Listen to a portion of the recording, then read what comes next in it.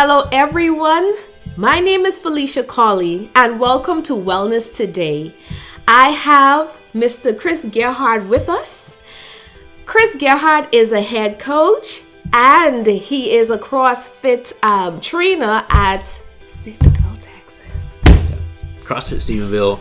We're actually rebranding right now. We're going to begin to use the name Connect Fitness, and so we're gonna rebrand. We'll still be using a lot of the same things and a lot of the methodology of CrossFit, but we're actually going to be opening up a sort of a new program. So, but anyways, yeah, Connect Fitness. Connect Fitness. Connect Fitness. So with a K. With a K. Yeah. Okay. Okay, that sounds good. So Connect Fitness. Tell us a little bit more about it. Like, would it be CrossFit? Okay, so yes, kind of.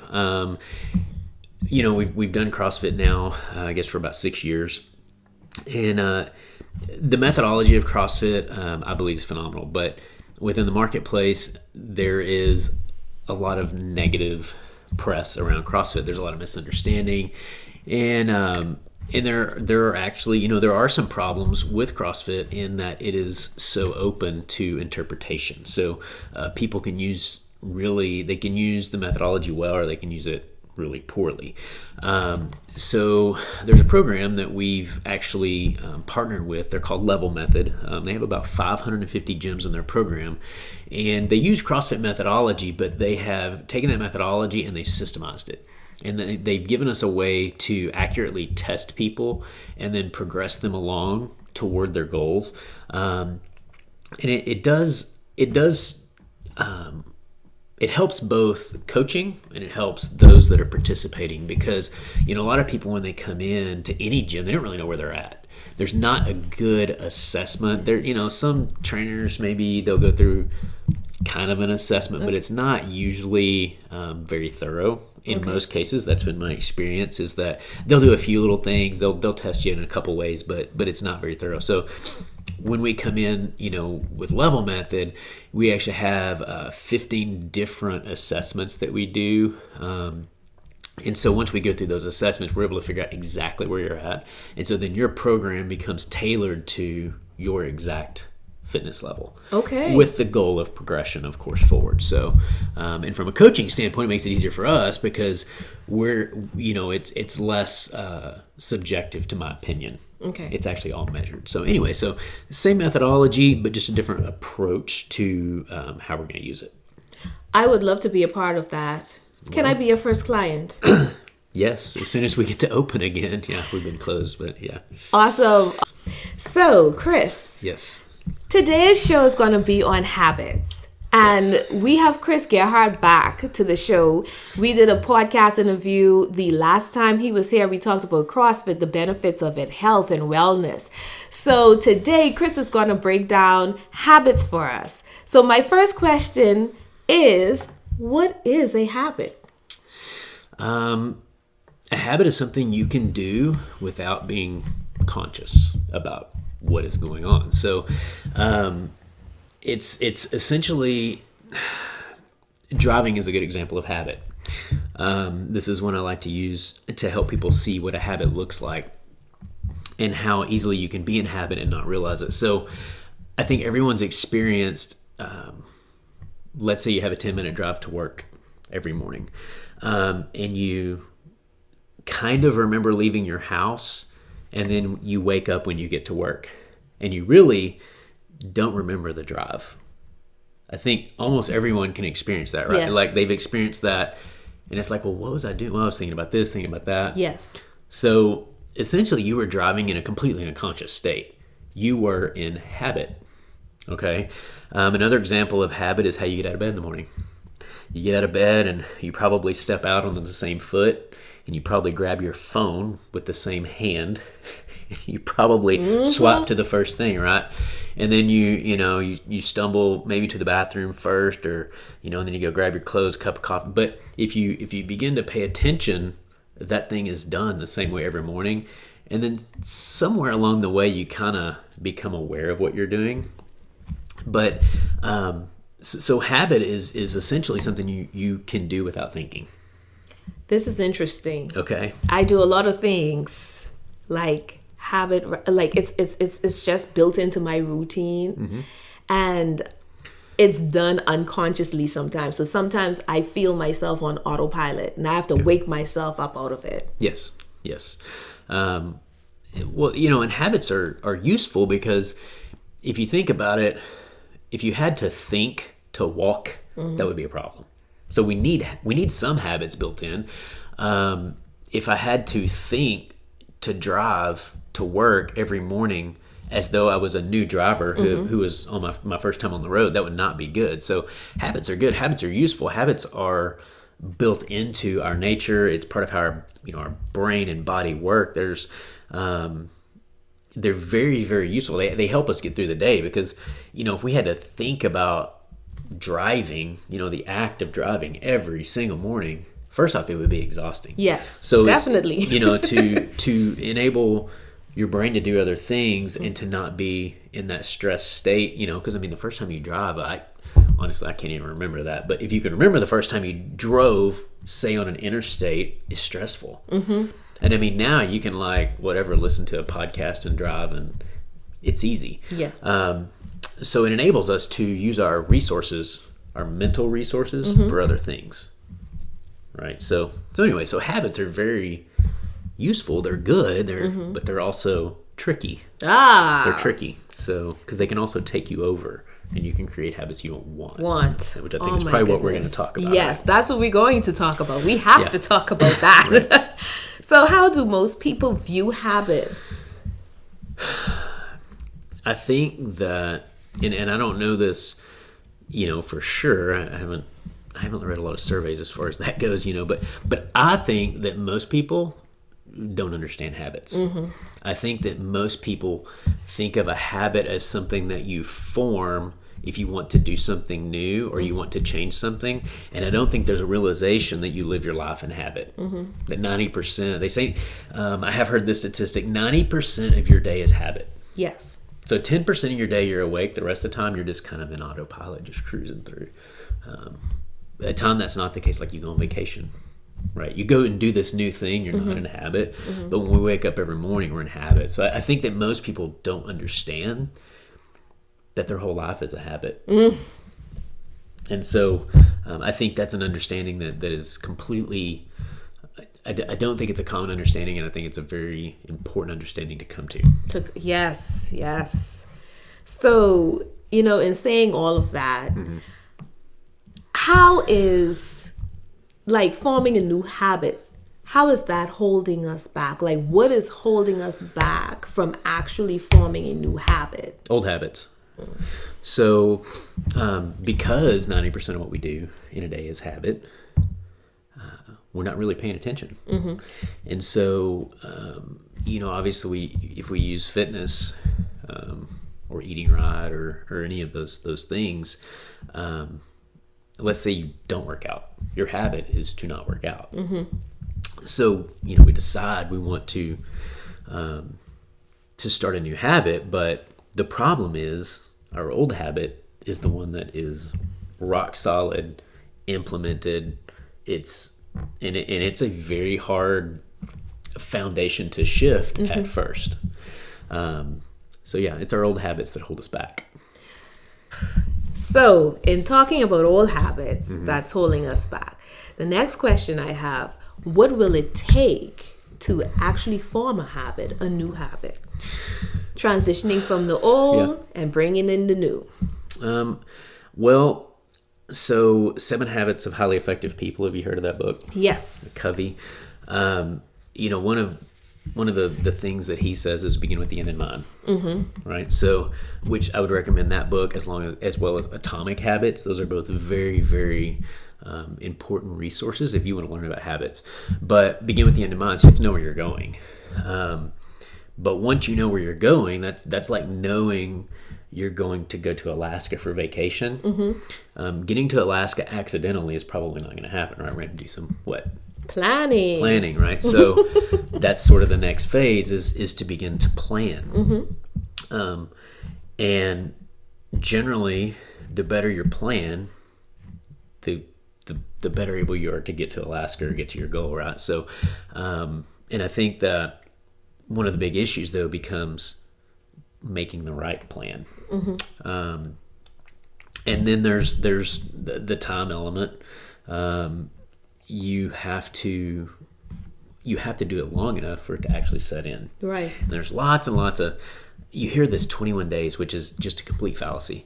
There have been studies done. If you read Atomic Habits, they go into some of that. I've heard it in from other sources and read it, but it is anywhere. It can be as short as that 20, 30 days. Let's say there's something that you do every day, multiple times a day. Yeah. 20 or 30 days, you can get that habit. Right. If it's something you do once a day, the average is, I think, 66 days. So it's a little over 2 months of daily change to actually begin to implement that habit. And the transition point is when it becomes easy. When it no longer takes discipline, it has become a habit. Right. Some habits, in this same study I'm talking about, took up to like almost a year. And so, you know, there is no one answer as to how you make that habit stick or get there. Right. It's I will say probably one of the greatest things you have to begin to create, the most important thing above and beyond knowing where you're going and planning and is becoming self-aware. Right. You have to have that ability to watch yourself. Right. And not get into habit. Because when you're in a habit, you're not paying attention. You're just like rolling in here. The voice is talking. You're not paying attention. You have to be able to begin to see that and see what you're doing. Cultivate that as a new practice. That in and of itself is actually the foundation to learning how to change and create new habits, is be able to watch yourself. And you have to create that habit first. It might be the hardest one. So, because some people find it to be difficult, right? Like to stick to a habit. Okay. Until it becomes concrete. Yes. And you mentioned discipline earlier. Yes. And I think that that's one of the biggest problems that we may have is disciplining ourselves for that amount of time to accomplish that habit. What do you think about that? I think that as a society, in particular, I think we've become completely unwilling to be uncomfortable. We believe that things should be easy and comfortable, and that there should be a quick solution for everything, and that goes against everything. That goes against how we're made. It goes against just how we work as people.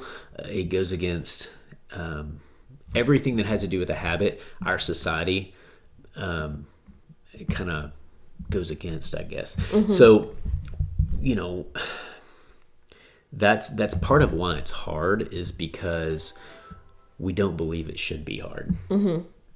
Right? And so if you accept the fact that it's going to be difficult, it's going to take some work, you're going to have to be disciplined. When you can accept that and begin to watch yourself, habits are not so hard. Right. So it's getting down kind of underneath your belief system, right? Because we believe things should be easy, right? I mean, yes. We have air conditioning and everywhere, right? I mean, I have people that complain when it's 73 degrees in the gym. Wow. And I'm like, oh, it's so hot in here. And I'm like, how comfortable do you need to be, And I mean, that's just a small example, but there's this belief system that I should never be uncomfortable. And changing habits is uncomfortable, right? And so I think that that's probably one of the bigger issues, is just understanding that it's going to be difficult, right? Accepting that, and then that sort of enables you to understand the discipline and to implement it. Well, you just answered my next question that I'm about to ask you. Go ahead. Because I see habits as taking it basically from the perspective of inside out. Yes. Right? So it's a mental change that has to take place. Yes. And when you talk about being comfortable mentally, like we're trained that, hey, I'm not supposed to work this hard. Yeah. Right. So what is your take on it being actually an inside out approach? Yeah, I think that's 100% accurate. Changing mindsets, old mindsets, bringing in new mindsets. Yeah, and so there's a foundation that has to be sort of understood. This there's an idea out there that a lot of people have not heard of, but it ties in with habits, and that's neuroplasticity. The fact that your brain can change. Your brain can always change. That idea or that saying that I just am who I am, you just are, that's ridiculous. It's untrue. That's by choice. So if you say I just am who I am, you're choosing not to be better. Right. And I actually think our purpose is to grow and be better. Yes. And so I think that you have to understand that piece so that you can begin to be empowered to make those changes, right? So and then understand how those changes are made. So neuroplasticity, when we're talking about habits, your brain is very teachable. Repetition. Okay, repetition, there's multiple ways, but the most simple way to change your habits, to rewire your brain, to affect that neuroplasticity in a positive way, is to do it over and over again. Okay? And if you understand, that's where the whole 60 days come from, right? It's because we begin to learn, our brain starts going, oh, okay, so this is how we do things. Like you should get to the point, let's use, let's use candy for an example. Like for me, I don't know how it is for you. Like when anytime I eat anything sweet, or like I know it's bad for me, like I am very much trained and I'm like, ooh, it's just a fight. Like I know it's bad. I know I shouldn't do it. Yes. And I think maybe everyone sort of knows that, but the more times you give in, the more you're shifting towards the negative, right? And so your brain is changing. And it's saying, oh, I like sweets and I eat sweets. That's what I do. The more times you go the other way, the more it begins to change the other way. Okay. Right. So it's a repetition thing where if I give in equally as many times as I don't give in, I'm not going to change. Wow. But if I begin to stop giving in, my brain begins to change. I begin to change. My habits begin to change. Powerful. Okay, right? So that's where sort of the problem is with habits formation is, let's say you want to become the person that works out 5 days a week. Okay. Or let's just say every day for ease of discussion. I want to work out every day. Well, if I only work out 3 days a week and I want to work out 7, how close am I coming to getting to be the person who works out 7 days a week? Right. I'm at a 0 until I hit 1 week of working out 7 days a week, right? So every time that I give in and don't do what I'm trying to change, right, or don't do the positive thing, I'm actually going backwards or staying the same. So I have to do that 7 days a week. I got to do that at least 1 week to make forward progress. Otherwise, I haven't become that person. I haven't created that habit. And if you look at it as, let's say I want to be the person that works out 4 days a week, but I only work out 2 or 3. Did I go forward or backward? Backward. Wow. Right? I didn't make a positive change. I didn't create the habit that I set out to create. Right. So that's where discipline comes in. Discipline is the will that you have to say, I am going to do this no matter what.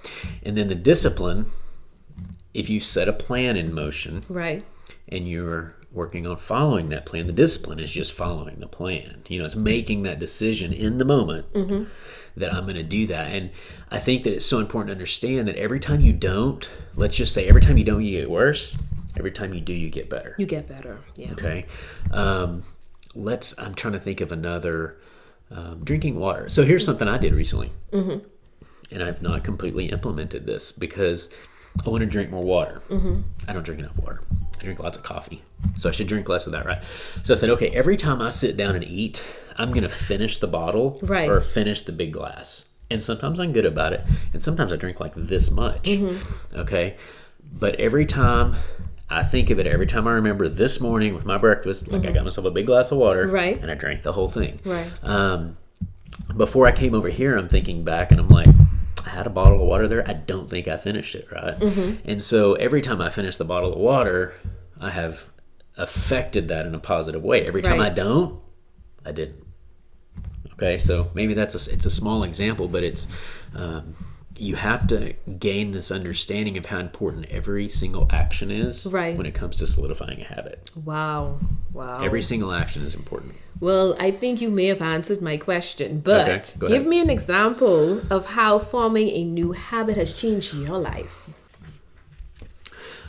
I would say learning that habit of there's lots of terms for this. One I've heard recently that I really like is it's the habit. So there's two parts of your brain. Well, we'll break it. There's a reactive animal part of your brain that says, I want to act like a crazy person and eat what I want and do what I want. I don't want to work out. I'm lazy. I don't want to be uncomfortable. And there's that part of your brain that is the overseer that's in charge, saying, no, you're going to do this thing. You're going to do that thing and you're not going to do that because you're not supposed to do that, right? Right. So they call it the elephant and the rider. That's someone I listened to. Or actually, someone kind of turned me on to it, and I've been listening to it. But I like that because the elephant is that part of you that's habit. It's that animal part of you and the part of your brain that is programmed. And the rider is the one that has to control the elephant, right? So you have to sit in the seat of rider. Right. And that is a habit. So it's gaining the habit of always paying attention to what you're doing. And that may sound funny, but it's listening to the voice in your head and not being that voice. Wow. Okay, so listening. I have to pause right there. Okay. Listening to the voice in your head, but not being that voice. That's being the rider, not the elephant. The elephant is the voice. You are not. If you can hear the voice, who is listening? Wow. Okay, the voice is not you. The voice is your habit. The voice is your conditioning. The voice, they call it the ego. But learning to sit in the seat of rider and pay attention to what's going on in here, to me, that is a life-changing habit because you begin to see all that you do and you begin to see why you do it. Wow. Okay, so if you can cultivate that habit, then you can change any habit. This is powerful. Well, coming down to my last question. Okay. Is there any last words you'd like to leave the audience with? I think it's important to understand that you can change any habit. Any habit that you want to implement, it can be done. Gaining the base knowledge of how habits work, I believe, is essential for that. Because the more you understand, the more knowledge you have, the more power you have in affecting habits. I would suggest 7 Habits of Highly Effective People and Atomic Habits by James Clear. Those are both really good books to help you understand how to see habits and how to affect them in a positive way. So know that you can change. There are no habits that are unbreakable. And also know that your life is a habit and you can be in charge of those habits or they can be in charge of you. So you get to pick. Again, I'll go back to the elephant and the rider. You can let the elephant go wherever it wants and let it run the show, or you can be the rider, be in charge, watch what you're doing, pay attention to those habits, and stay conscious of them, and you will have the power at that point to do what you wish to do. This has been such an awesome interview. I'm so excited to have you on the show. Thank you once again for being here. You're welcome. Chris has really enlightened us, and he is jam-packed with information. Of course, he's coming back for another interview. Sure, we can do something else. Definitely. You've really opened up my eyes about habits because it's been a topic for a long time that I've been researching, but taking it from the perspective of the elephant and the rider, and I'm like, I want to be in control. I want to be in charge. Yeah. And I didn't come up with that. It's actually a doctor. Yes. I can't pronounce it. Just look up Z-Dog. Okay. Z-Dog is he's a physician who does a podcast, and that's his. But I really like it. It's one of the ones I've come across recently. I'm like, no, I can really get behind that one. That one's easy to explain. So, right. So yeah, I'm glad to point you to that. Definitely. Not my term. I just stole it. Well, hey, thank you for bringing that to our attention. You're welcome. It's the first time I've heard it, so I'm going to use it and implement it in my life. Good. Awesome. And thank you guys so much for watching us today. We're going to see you soon on Wellness Today. Please subscribe and give us a thumbs up if you like this video. See you soon. Bye, guys. Bye. Wow. Fall down. That was really awesome. Okay, I'm glad. That was really awesome.